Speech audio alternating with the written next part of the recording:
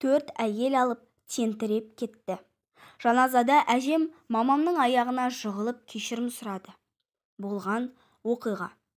Бақуат өмір сүрдік. Анам мектепте мұғалім болатын. Ал әкемнің жеке бизнесі көп еді.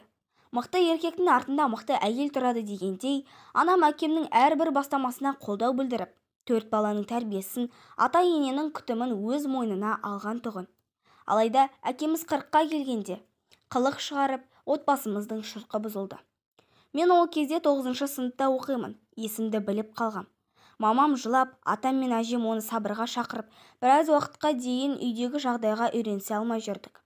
Атам марқұм. Келін кеткен болса қайта келеді. Мен оны алдыңа тізерлетіп әкелем, деп уәде беретін. Бірақ бір әйелге есі кете ғашық болған әкем ешкімнің сөзін құлағына ілмеді. Үйге сол күйі қайтқан жоқ. Әкемнің екінші әйелі бір ұл туып берді. Сонда да мамам үмітін үзбей қара шаңырақтың түтінін түтетіп отырды. Бірақ ұзын құлақ арқылы әкемнің жағдайының мәз еместігін бәріміз біліп отырдық. Үйден кеткелі ісі кері кетіп, бизнестері шетінен жабыла бастады. Бұрын аузына татып алмайтын бірте-бірте ішімдікке үйін болған. Анау қатын бұны сүлікше сорды ғой деп, апам күн сайын жылап отыратын. Қайтейін, іштен шыққан шұбар жылан болды ғой деп, мамамды жұбататыны есімде. Екінші әйелі тағы бір ұл туғанда мамам бізді алып төркініне кетті. Мен енді елдің мазағы боп отыра алмаймын. Риза болыңыздар деп ата-әжемнің сөзін тыңдамай кетіп қалдық. Бірақ көп ұзамай әкеміз әлгі әйелмен түбегейлі ажырасты. Дымы қалмаған еркекті қайтсын, әкем сатып әперген үйден қуып шығыпты. Сол кезде нағашылардың бәрі әкемді кешірім сұрап келетін шығар деп күткен. Бірақ олай болмады. Әкем 5-6 айдан кейін өзінен 15 жас кіші қызбен көңіл қосты. Онда да қара шаңыраққа келген жоқ. Әке-шешесіне сол күйі қарайламады. Осы жағдайдан кейін әкемнен іні қарындастары да бас тартып, ала арқанды кесті. Нағашылардың ауылында жалға алған үйде тұрдық. 2 інім де, сіңілім де әкемізді жек көріп өсті. Ол туралы айтылған жерден тұрып кетіп қалатын. Бізге ондай әке керек емес деп әңгімені тоқтатып тастайтын. Тек мен ғана әкеме жақын болдым. Сол себепті мамама айтпай ара-тұра хабарласып жағдайын сұрап тұрдым. Үшінші әйелмен де көп тұрмады. Жас жігітпен көңілдестік жасап, әкем онысын біліп қойғасын, көк ала қойдай етіп сабап 15 күнге түрмеге қамалды. Сол кезде артынан іздеп барып, әке, мамамнан кешірім сұрап үйге қайтсаңызшы деп жылаған. Менің кешірім сұрайтын лимитім бітіп қалған.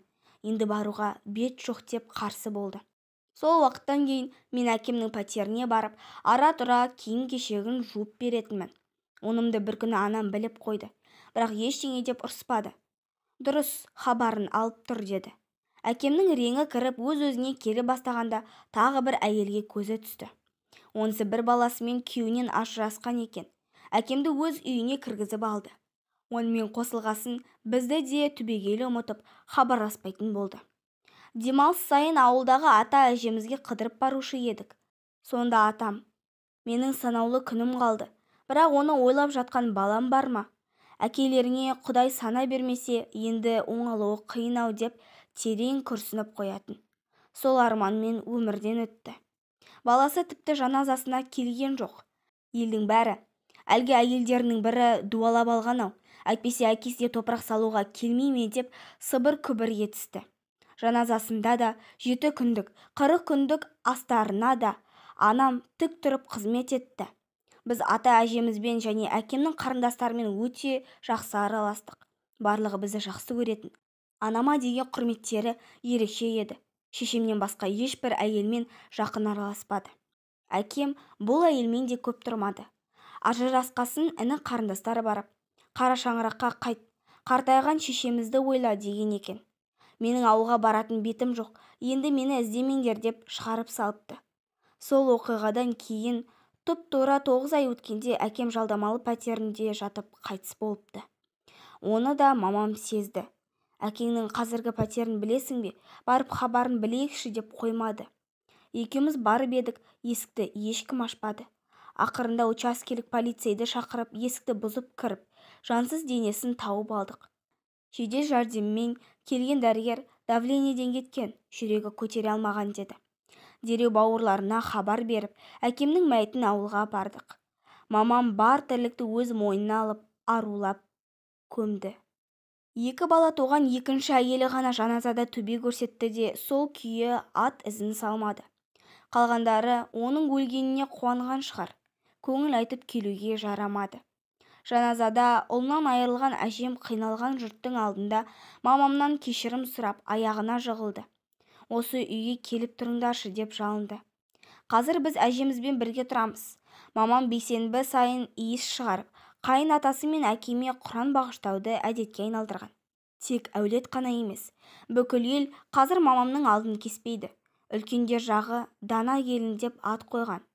Мамам аналық, келіндік бақытты сезінді ау, бірақ әйел бақытынан құр қалды.